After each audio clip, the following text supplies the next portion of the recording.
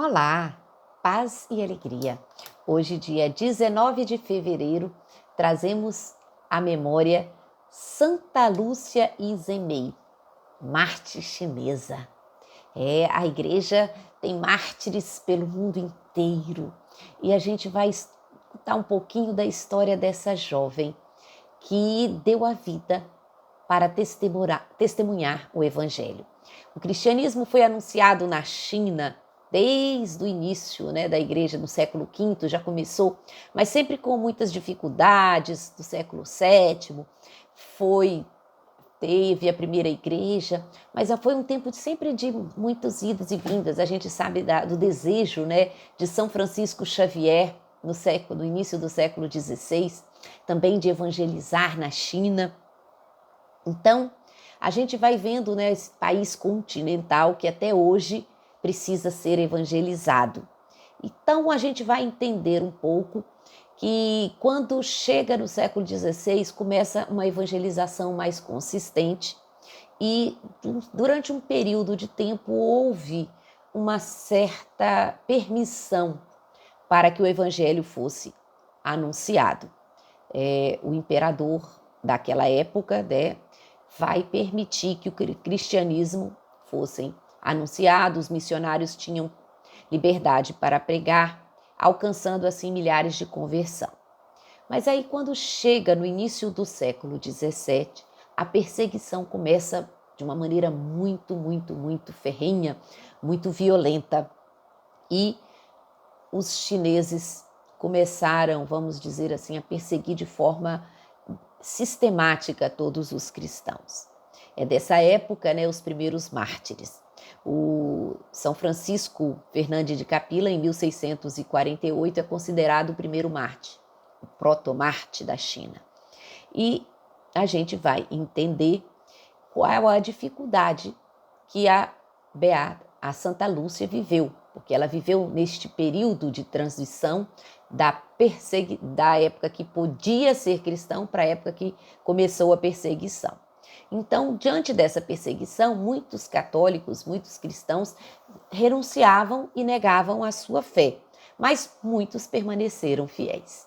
E, para testemunhar, a gente traz hoje a memória de Santa Lúcia. No dia 1º de outubro de 2000, o Papa São João Paulo II canonizou 120 desses mártires e a Santa Lúcia ficou como sendo, vamos dizer, a representante deste grupo. Ela nasceu em 17 de janeiro de 1815 e seu pai era um católico convertido, a sua mãe também. Então, ela já nasceu numa família cristã. Mas os hábitos chineses, ela tinha sido prometida em casamento e ela tinha feito secretamente um voto de virgindade perpétua. Então, o conflito entre aquilo que os pais queriam, daquilo que era a sua vocação, para fugir do casamento, ela se finge de boba, de tola, como se ela fosse fraca do juízo, que ela não entendia as coisas. E aí o casamento não realizou-se e ela continua a sua busca, da sua santidade, na sua vida de fé. Aí ela vai entrar para os estudos no mosteiro e ali ela vai estudar, vai se tornar professora, ensinar catecismo. Então ela começa uma vida de leiga, dedicada à evangelização. Depois de um certo tempo, ela vai ficar doente, tem que voltar para casa. Dessa época também ela vai passar por um período de ser caluniada, de ser perseguida.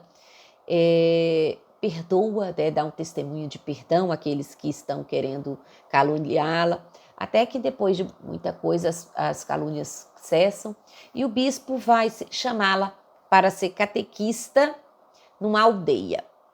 Lá, ela vai até a partir, mesmo que os pais não quisessem, tinham medo, era uma época de perseguição, ser catequista era uma coisa muito visada, mas mesmo diante do perigo, diante de tudo, ela aceita. E aí a Lúcia Izemei parte para ser catequista.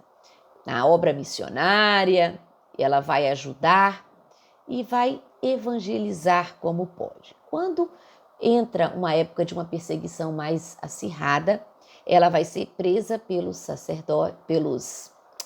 pelos soldados e presa é-lhe oferecida a possibilidade de manter sua vida desde que negue a sua fé. Inclusive oferecem uma posição vantajosa, né, dinheiro e até alguns bens, para que ela renunciasse à sua fé.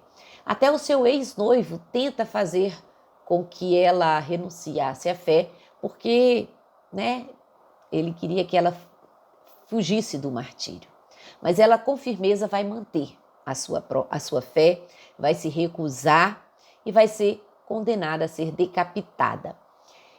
A única hora que ela se rebela vai ser que antes da decapitação, tentam tirar suas roupas para que ela fosse exposta. E aí ela não vai permitir, quer manter a sua dignidade. E aí, depois de muitas brigas e tudo, ela consegue. Então ela vai ser decapitada usando as suas roupas. E no dia 19 de fevereiro de 1861, ela parte de volta para a casa do pai. Tinha 47 anos. Tem um testemunho que o chapéu que ela usava ficou banhado de sangue e foi levado para a casa dos seus pais. Quando chegou lá, sua sobrinha, que estava gravemente enferma, tocou nesse chapéu e foi curada imediatamente. Como eu disse, foi canonizada pelo Papa João Paulo II e dá esse testemunho para nós. Então, rezando hoje com a memória de Santa Lúcia e May, que nós possamos pedir essa graça de permanecer firmes na fé. Firmes na fé. Nunca sair da fidelidade ao Evangelho. Anunciar Jesus com a vida. Anunciar Jesus com testemunho de fidelidade. Que Santa Lúcia venha interceder por nós.